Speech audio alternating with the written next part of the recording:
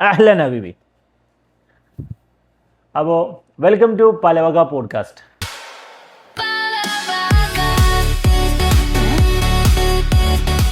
അപ്പോൾ താജുഭായ്, നമ്മൾ പുതിയൊരു പരിപാടി തുടങ്ങാണ്. പലവക മീൻസ് നമ്മൾ ഡിഫറെൻറ്റ് വെറൈറ്റി ഓഫ് ടോപ്പിക്കിനെ കുറിച്ച് സംസാരിക്കുക. അതിൽ ഇൻഫോർമേറ്റീവ് ആയിട്ടുള്ള കാര്യങ്ങളുണ്ടാവും, എൻ്റർടൈൻമെൻ്റ് ആയിട്ടുള്ള കാര്യങ്ങളുണ്ടാവും. മാക്സിമം നമ്മൾ എന്തെങ്കിലും ഇൻഫർമേഷൻസ് ഒക്കെ തീർച്ചയായും അതാണ് അതിൻ്റെ ആളുകൾ അതാണ് പ്രതീക്ഷിക്കുന്നത്. നമ്മുടെ പ്രേക്ഷകർ പ്രതീക്ഷിക്കുന്നത് ഇൻഫർമേറ്റീവ് പ്ലസ് നല്ല എൻ്റർടൈനിങ്ങും കാര്യമായിട്ടും അതിലൂടെ തന്നെ നമ്മൾ ആളുകളെ ഒന്ന് എഡ്യൂക്കേറ്റ് ചെയ്യുക എന്നുള്ള ഒരു സംഭവം അതാവുമ്പോൾ രസമാവും. അപ്പോൾ ഇന്നത്തെ നമ്മളെ ടോപ്പിക് അറിയുന്നത് ജോബ് ഹണ്ടിങ് ആണ്. നമ്മൾ സൗദിയിൽ വർക്ക് ചെയ്യുന്ന ആൾക്കാരാണ്. ഇപ്പോൾ നാട്ടിലുള്ള നമ്മളെ സുഹൃത്തുക്കൾ പലരും ചോദിക്കുന്നതാണ്, എന്തെങ്കിലും വിസ ഉണ്ടോ, എന്തെങ്കിലും ഓപ്പർച്യൂണിറ്റി ഉണ്ടെങ്കിൽ പറയണം എന്ന് പറയുമ്പോൾ, ഞാൻ നാട്ടിൽ നിന്ന് ഇങ്ങനെ നമ്മളെ സൗദിയിലുള്ള ഫ്രണ്ട്സ് അല്ലെങ്കിൽ ദുബായിലുള്ള ഫ്രണ്ട്സിനോടൊക്കെ പറയുമ്പോൾ എന്താണ് ഇവിടെ ഓപ്പർച്യൂണിറ്റി ഇല്ലാത്തത്, അല്ലെങ്കിൽ അവർക്ക് എന്താ പ്രൊവൈഡ് ചെയ്യാൻ പറ്റാത്തത്. ഇവിടെ വന്നപ്പോഴാണ് നമ്മൾ മനസ്സിലാക്കുന്നത് ഇവിടുത്തെ ഒരു job hunting process entirely different ആണെന്നുള്ളത്. സോ നാട്ടിലുള്ള നമ്മളെ സുഹൃത്തുക്കൾ ഇപ്പോൾ അവർക്ക് അവിടെ നിന്നിട്ട് തന്നെ സൗദിയിലേക്കുള്ള ഓപ്പർച്യൂണിറ്റികൾക്ക് അപ്ലൈ ചെയ്യുന്ന ഒരു രീതി എങ്ങനെയാണ് അതിൻ്റെ ഒരു ശരിയായിട്ടുള്ള അല്ലെങ്കിൽ എന്തൊക്കെ വഴികൾ? നമ്മള് ഇവിടെ ഉള്ള പ്രശ്നം ഫസ്റ്റ് എന്താ അറിയോ, ഇവിടെ ഈ റെസിഡൻഷ്യൽ പെർമിറ്റിന്റെ പ്രശ്നമാണ് ഫസ്റ്റ് വരുന്നത്. കാരണം ഒരു ഇത്രയും കാലം അങ്ങനെ ആയിരുന്നു, പക്ഷെ ഇപ്പം മാറ്റം വന്നു തുടങ്ങിയിട്ടുണ്ട്. അത് വേറെ വിഷയം, ഫസ്റ്റ് നമ്മൾ അത് പറയാം. കാരണം എന്താ വെച്ചാൽ പണ്ട് ജോലി ഒരു കമ്പനിയുടെ ഒരു കമ്പനിയിൽ നമ്മൾ ജോലിക്ക് കയറി കഴിഞ്ഞാൽ പിന്നെ ആ കമ്പനിയിൽ നിന്ന് പെട്ടെന്ന് നമുക്ക് എന്ത് ചെയ്യാൻ പറ്റില്ല, ചേഞ്ച് ചെയ്യാൻ പറ്റില്ല, പറ്റൂലായിരുന്നു. അതൊരു വലിയ പ്രശ്നമായിരുന്നു. കാരണം ഒരു എംപ്ലോയിനെ ഹയർ ചെയ്ത് നാട്ടിൽ നിന്ന് ഹയർ ചെയ്ത് അയാളെ കുറിച്ച് കമ്പനിക്ക് ഒരു ഐഡിയ ഉണ്ടാവില്ല. നമ്മളിവിടെ വന്നിട്ട് ആള് കേപ്പബിൾ അല്ലെങ്കിൽ ഉണ്ടാകുന്നൊരു പ്രശ്നം കമ്പനി ഫേസ് ചെയ്യേണ്ടി വരും. അതൊരു വലിയ നഷ്ടം കമ്പനിക്ക് സംഭവിക്കും. അതായത് വർഷത്തിനുള്ള ഒരു ഇക്കാമ അല്ലെങ്കിൽ 3 മാസത്തിന്റെ ഇക്കാമ ഇതിന്റെ ഒരു കാലത്ത് 1 വർഷം മാത്രമേ ഉണ്ടായിരുന്നുള്ളൂ, 3 മാസം ഉണ്ടായിരുന്നില്ല.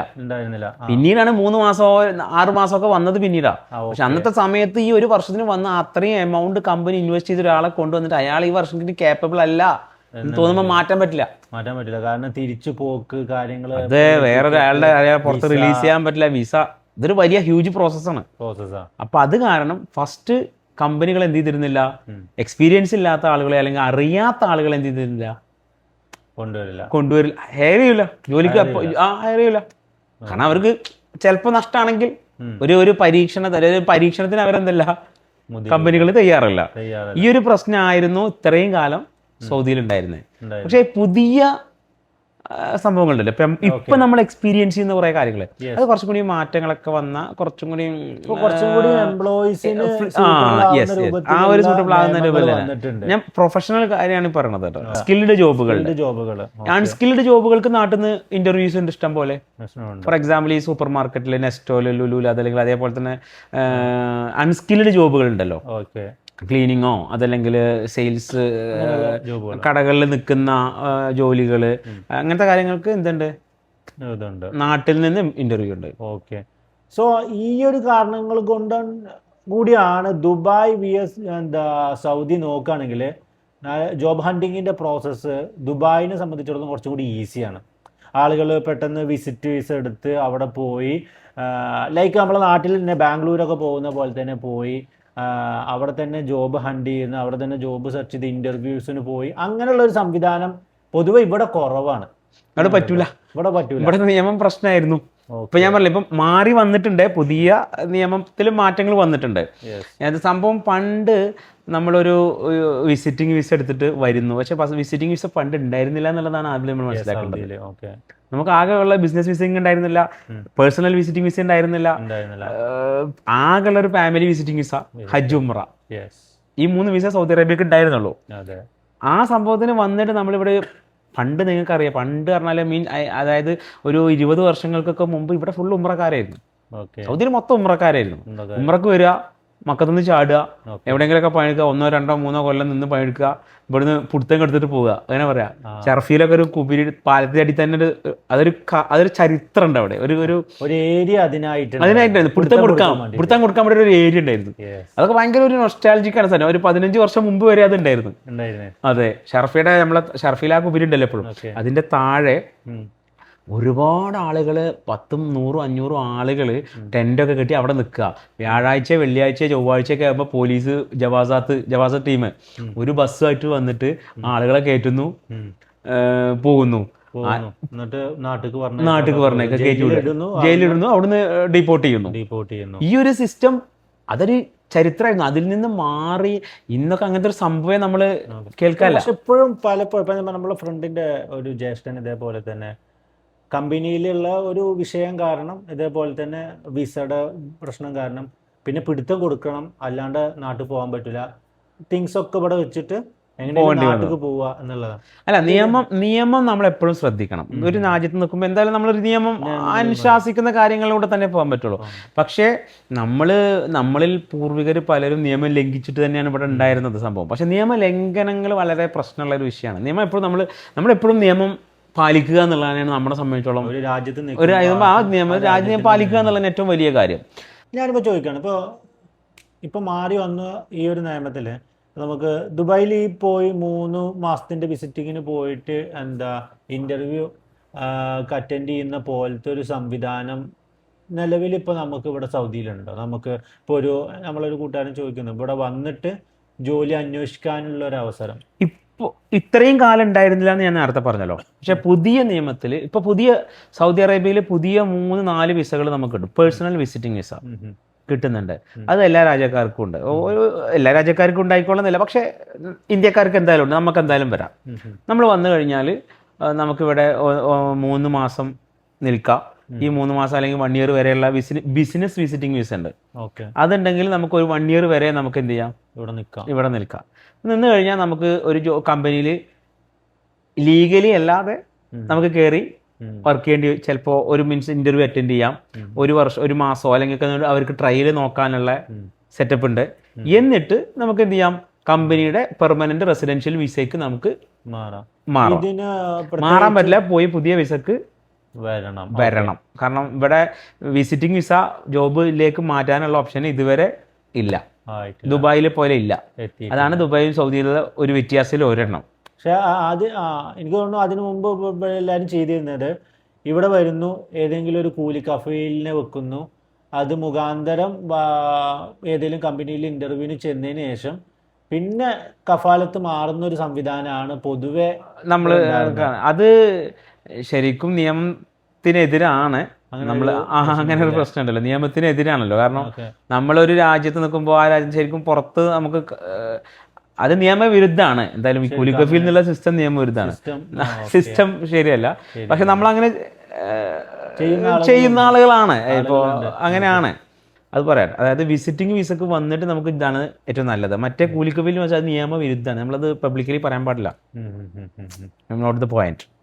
ഇപ്പം നമുക്ക് ഓപ്ഷൻ ഉപയോഗിക്കാൻ പറ്റുന്നത് ബിസിനസ് വിസിറ്റിങ്ങോ അല്ലെങ്കിൽ പേഴ്സണൽ വിസിറ്റിങ്ങോ വരിക, ഒരു കമ്പനി ഇൻ്റർവ്യൂ അറ്റൻഡ് ചെയ്യുക, 1-2 മാസം ട്രയൽ നോക്കുക, എന്നിട്ട് എന്ത് ചെയ്യുക. അങ്ങനെ ഒരു ബിസിനസ് വിസിറ്റിംഗ് വിസ എടുത്ത് ഇവിടെ ജോലി അന്വേഷിക്കാൻ വരുന്ന ഒരാൾക്ക് ഏകദേശം ഒരു എത്ര ചിലവ് വരുന്നുണ്ടായിരുന്നു? ഇപ്പോൾ അത് ഡിപ്പെൻഡ്സ് ഓൺ സീസണാണ്. കാരണം ചിലപ്പോൾ വെക്കേഷൻ ടൈമിലൊക്കെ ഫയറൊക്കെ ടിക്കറ്റ് അതിന്റെ കാര്യം അത് നമ്മൾ പറയുന്നില്ല, നമുക്ക് പറയേണ്ട ആവശ്യമില്ല. മീൻസ് അത് എല്ലാവർക്കും അറിയാവുന്ന, അത് മാറ്റം വരാം. പിന്നെ വിസക്ക് പറഞ്ഞത് ഒരു 25,000-30,000 സ്റ്റാമ്പിങ് ഒക്കെ അടക്കം ചിലപ്പോൾ ഒരു 45-40. ചിലപ്പോൾ ഇനി ട്രാവൽസിൽ എത്ര വാങ്ങുന്നത് നമുക്ക് പറയാൻ പറ്റില്ല. ഓരോ കമ്മീഷനും കൂടിയും കൂട്ടും. അതിന്റെ ടിക്കറ്റിന് വേണ്ടി അതിന്റെ സ്റ്റാമ്പിങ്ങിന്റെ എക്സ്പെൻസ് വ്യത്യാസം വരും. എങ്ങനെ പോണെങ്കിലും ഒരു 50-ന്റെ താഴെ വരുള്ളൂ. വന്നു കഴിഞ്ഞാൽ നമുക്ക് ടിക്കറ്റ് എടുത്ത് വന്നു കഴിഞ്ഞാൽ പറഞ്ഞേക്ക് പിന്നെ ഇവിടെ വന്ന് പിന്നെ മാക്സിമം ഞാൻ കണ്ടിട്ടുള്ളത് GCC കണ്ടില്ലേ, ഏറ്റവും കൂടുതൽ ഒരു 90% ജോലി കിട്ടുന്നതും റെഫറൻസ് കൂടെയാണ്. ഒന്നില്ലെങ്കിൽ ഫാമിലി, അല്ലെങ്കിൽ കുട്ടികള്, ആരെങ്കിലൊക്കെ പിടിച്ചു കയറ്റിയതാണ്. നമ്മളൊക്കെ ആദ്യം ട്രൈ അതൊരു ട്രസ്റ്റിന്റെ വിഷയം കൂടിയാണ്. കാരണം നമ്മൾ ഈ ജോലി അറിയില്ലാത്ത ഒരാളെ കുറിച്ച് എടുക്കുന്നതിനേക്കാട്ടിലും ബെസ്റ്റ് ഒരാളെങ്കിലും അറിയുന്ന ഒരാളെ എടുക്കുന്നതാണ്. അയാൾ കാപ്പബിൾ ആണോ എന്നുള്ളത്, പക്ഷെ അയാൾ ആ വ്യക്തിനെ അറിയാന്നുള്ളതാണ്. അതാണ് അവിടുത്തെ ഹൈലൈറ്റ് ചെയ്യേണ്ടത്. അല്ലാണ്ട് നമ്മൾ തീരെ അറിയാത്ത ഒരാളെടുത്ത് കഴിഞ്ഞാൽ കേപ്പബിൾ ആവില്ല, ചിലപ്പോൾ വേറെ എന്തെങ്കിലും പ്രശ്നങ്ങൾ ഉണ്ടാവാം. അപ്പൊ വെച്ചാൽ അതിനേക്കാളും ബെസ്റ്റ് ഒരു വ്യക്തി അറിയുന്ന ഒരാളാകുമ്പോൾ അത്രയും ഒരു ഇതാണ്. ഇപ്പൊ എന്തെങ്കിലും ആണെങ്കിലും അഡ്ജസ്റ്റ് ചെയ്യാനും ഒക്കെ അയാൾ ഹെൽപ്പ് ചെയ്യും, അയാൾ പഠിപ്പിച്ചു കൊടുക്കും ചില കാര്യങ്ങൾ. അങ്ങനെയൊക്കെ ആകുമ്പോൾ നമുക്കൊരു കമ്പനിക്ക് റിസ്ക് കുറയും. അപ്പോൾ മാക്സിമം നമ്മൾ അധികം ട്രൈ ചെയ്യുന്നത് എങ്ങനെ വെച്ചിട്ടുണ്ടെങ്കിൽ ഫാമിലി ത്രൂ ആണ് പലരും ഈ GCCയിൽ വന്നിട്ടുള്ളത്. ഒരാൾ വന്ന് പെട്ടിട്ടുണ്ടെങ്കിൽ അവന്റെ വാപ്പയോ ഏളാപ്പയോ മൂത്താപ്പയോ ആരെങ്കിലും ഒക്കെ ഉണ്ടാവും പിടിച്ചു കയറ്റുന്ന സംവിധാനം. ഇപ്പൊ ചിലവർക്ക് ഉണ്ടാവും കുടുംബക്കാരുടെ അണ്ടറിൽ വർക്ക് ചെയ്യാൻ ഭയങ്കര മടിയാക്കാരം, ആരോടും ജോലി ചോദിക്കാനുള്ള മടി ഉണ്ടാവും. അങ്ങനെയൊക്കെ ഉള്ള ആളുകൾ ഉണ്ടെങ്കിൽ പൈസ മുടക്കുക എന്ത് വരിക, വിസിറ്റിങ്ങിന് വന്നിട്ട് ഫ്രണ്ട്സ് ത്രൂ ഇവിടെ റൂം കാര്യങ്ങൾ സെറ്റ് ചെയ്യുക. അതും ആ ഒരു എക്സ്പെൻസും കൂടി. ഇപ്പൊ നമ്മൾ 3 മാസം നിൽക്കണമെങ്കിൽ ആ 3 മാസത്തെ എക്സ്പെൻസ് നമ്മൾ കാണണം.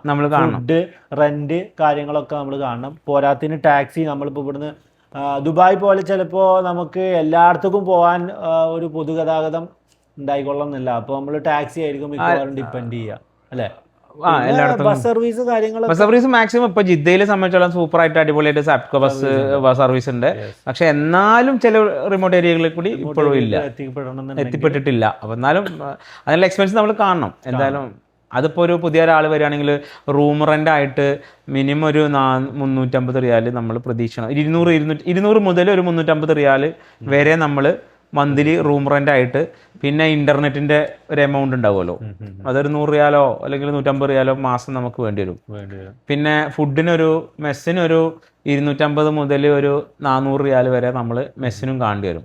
ഒരു 1000 റിയാൽ നമ്മൾ ഒരു മന്ത്ലി നമ്മുടെ കയ്യിൽ 1000 റിയാൽ എന്ന് പറഞ്ഞാൽ ഏകദേശം 24,000 റുപ്യ, 23,000 റുപ്യ. ആ 23,000 റുപ്യ നമ്മൾ കയ്യിൽ കരുതണം ജോലിക്ക് വിസിറ്റിങ്ങിന് വരുന്ന ആളുകൾ. അങ്ങനെയാണ് അതിൻ്റെ ഒരു രീതി. അപ്പോഴാണ് നമുക്ക് അല്ലില്ലാതെ പോകാൻ പറ്റുള്ളൂ. പ്രൊഫഷണൽ ജോബിലേക്ക് നമ്മളിപ്പോ നാട്ടിൽ നിന്ന് അന്വേഷിക്കുമ്പോൾ നമ്മളിപ്പോ ഏതൊക്കെ ആപ്പുകളാണ് പറഞ്ഞത്? ആപ്പുകളല്ല, നമ്മൾ വെബ്സൈറ്റുകളാണ് പറഞ്ഞത്. അത് നമുക്ക് മെയിൻലി ഉള്ളത് പ്രൊഫഷണൽ നെറ്റ്വർക്ക് ആയിട്ടുള്ള ലിങ്ക്ഡിൻ ഉണ്ട്. അത് ഇപ്പോൾ നമ്മളെ സ്കിൽഡ് ജോബുകളാണെങ്കിൽ അതിൻ്റെതായ നെറ്റ്വർക്കുകളും അതിന് കമ്പനീസും അതിൻ്റെ HR ഡിപ്പാർട്ട്മെന്റിലുള്ള ആളുകൾ വരെ അതിനകത്തുണ്ട്. അപ്പോൾ അവരെന്തായാലും ജോബ് പോസ്റ്റ് ചെയ്യുന്നുണ്ട്. ഇപ്പോഴത്തെ പ്രസന്റ് കണ്ടീഷനിൽ ലിങ്ക്ഡിനിൽ നല്ല സ്കോപ്പാണ്. ലിങ്ക്ഡിന് പ്രൊഫൈൽ ഇല്ലാത്തവർ, സ്കിൽഡ് ജോബ് സെർച്ച് ചെയ്യുന്നവർ ലിങ്ക്ഡിൻ ഉണ്ടാക്കുക, അതിനകത്ത് രജിസ്റ്റർ ചെയ്ത് നല്ലൊരു പ്രൊഫൈല്, നല്ലൊരു CV നിങ്ങൾക്ക് തന്നെ ക്രിയേറ്റ് ചെയ്യാൻ പറ്റും. അത് ക്രിയേറ്റ് ചെയ്ത് കഴിഞ്ഞാൽ ഓട്ടോമാറ്റിക്കായിട്ട് അതിന് നോട്ടിഫിക്കേഷൻ നമുക്ക് വരും. നമ്മുടെ പ്രൊഫൈലുമായിട്ട് കണക്ട് ചെയ്ത് നിൽക്കുന്ന ജോലി ഓപ്ഷൻസ് വരികയാണെങ്കിൽ ഓട്ടോമാറ്റിക്കായിട്ട് നമുക്ക് നോട്ടിഫിക്കേഷൻ ഈ ലിങ്ക്ഡിനിൽ വരും. നമ്മൾ സെർച്ച് ചെയ്ത് പോകേണ്ട ആവശ്യം ഇവിടെ സൗദിയിൽ കിട്ടുന്നുണ്ട്, ജോലി കിട്ടും. പിന്നെ എന്താ വെച്ചാൽ അൺസ്കിൽഡ് ജോബ് അല്ല, അതാണ് നമ്മൾ പറയുന്നത്. ക്വാണ്ടിറ്റി എംപ്ലോയിനെ എല്ലാവർക്കും ആവശ്യം വരിക, ചിലപ്പോൾ ഒന്നും അല്ല. അതായത് ഒരുപാട് ആളുകൾ എല്ലാവർക്ക് ഈ ലിങ്ക്ഡിനിൽ അന്വേഷിക്കണം, ഒരൊറ്റ ആളേക്കും. മീൻസ് ഇപ്പോൾ ഉദാഹരണത്തിലൊരു IT മേഖലയിലാണെങ്കിൽ ഒരു IT അഡ്മിനിസ്ട്രേറ്ററോ അല്ലെങ്കിൽ IT സെക്യൂരിറ്റിയോ സൈബർ സെക്യൂരിറ്റിയോ അല്ലെങ്കിൽ അങ്ങനത്തെ ഒക്കെ ഒരാളാണെങ്കിൽ അയാൾ ഒരാളല്ലേ വരുള്ളൂ, അല്ലെങ്കിൽ 1-2 ആളുകളല്ലേ വരുള്ളൂ. അത് അങ്ങനെ. അപ്പം അതിൻ്റെ ആ ഒരു സ്കിൽഡ് ജോബിന് അങ്ങനത്തെ ഒരു പ്രശ്നമുണ്ട്. അൺസ്കിൽഡ് ജോബാണെങ്കിൽ ചിലപ്പോൾ 200-300 ആളുകൾക്കുള്ള വേക്കൻറ്റ് വൺ ടൈം ഉണ്ടാവും. കൺസ്ട്രക്ഷനോ അല്ലെങ്കിൽ ഈ പറയപ്പെട്ട സൂപ്പർ മാർക്കറ്റുകളിലേക്കോ അങ്ങനത്തെ ഒക്കെ സംഭവങ്ങൾ. ലിങ്ക്ഡിൻ അല്ലാണ്ട് വേറെ ഏതാ പ്ലാറ്റ്ഫോമോ? സൗദി ജോബ്സ് ഉണ്ട്, ഇൻഡീഡ് ഉണ്ട്. അതേപോലെ ലോക്കലി ഉള്ള സംഭവമാണ് expatriates.com ഉണ്ട്. അതിനകത്ത് നമുക്ക് ലോക്കലി ഉള്ള ജോബ്സ് ഒക്കെ എന്തായാലും കിട്ടും. ഓഫർ ജോബ്സും അതിലും ഒരുപാട് കാര്യങ്ങളുണ്ട് അതിനകത്ത്. ജോബ് അതിനകത്തുണ്ട് എന്തായാലും. അത് നമുക്ക് ഉപയോഗിക്കാം, സാധ്യതകൾ. അപ്പോൾ ഇതാണ് നോർമലി നമ്മൾ ഒരു ജോബ് ഹണ്ടിങ് പ്രോസസ്സ്. അതായത് ഒരു പ്രീ സെക്ഷൻ എന്നൊക്കെ പറയല്ലോ. നമ്മൾ ആദ്യം ജോബ് അന്വേഷിക്കുന്ന ആളുകൾക്ക് സൗദിയിൽ ജോലി അന്വേഷിക്കേണ്ട ഒരു രീതി വരുന്നത് ഇങ്ങനെയൊക്കെയാണ്. ഓക്കെ, ഇതിലൊരുപാട് ഡൗട്ട്സുകൾ നിങ്ങൾക്ക് ഉണ്ടാവും. ഡൗട്ട്സ് നിങ്ങൾ കമൻസ് ആയിട്ട് അറിയിക്കുകയാണെന്നുണ്ടെങ്കിൽ നമ്മളത് പരിഗണിക്കും. നമുക്ക് അതിനുള്ള ആൻസേഴ്സ് നെക്സ്റ്റ് സെക്ഷനിൽ നമ്മൾ സംസാരിക്കുന്നതായിരിക്കും. ഓക്കെ, സോ ഈ സെക്ഷൻ നമുക്കിവിടെ വൈൻഡപ്പ് ചെയ്യാം അല്ലേ. So I hope you guys interested this topic. നമ്മൾ ഈ ഒരു സെക്ഷൻ വൈൻഡപ്പ് ചെയ്യാണ്. ജോബ് ഹണ്ടിങ്ങുമായി റിലേറ്റ് ചെയ്തിട്ട് നമ്മളൊരു 3-4 സെക്ഷൻസ് കൂടി ചെയ്യുന്നുണ്ട്. സോ നമുക്കിത് വൈൻഡപ്പ് ചെയ്യാം. Okay, so thank you guys. പലവക പോഡ്കാസ്റ്റ് ഇനിയും ഇങ്ങനത്തെ ടോപ്പിക്കുകൾ താല്പര്യം ഉണ്ടെങ്കിൽ നിങ്ങൾ പലവക പോഡ്കാസ്റ്റിൻ്റെ യൂട്യൂബ് ചാനൽ സബ്സ്ക്രൈബ് ചെയ്യുക. അതേപോലെ തന്നെ ഇൻസ്റ്റഗ്രാമിൽ നമ്മളെ അക്കൗണ്ട് ഫോളോ ചെയ്യുക. Okay, thank U.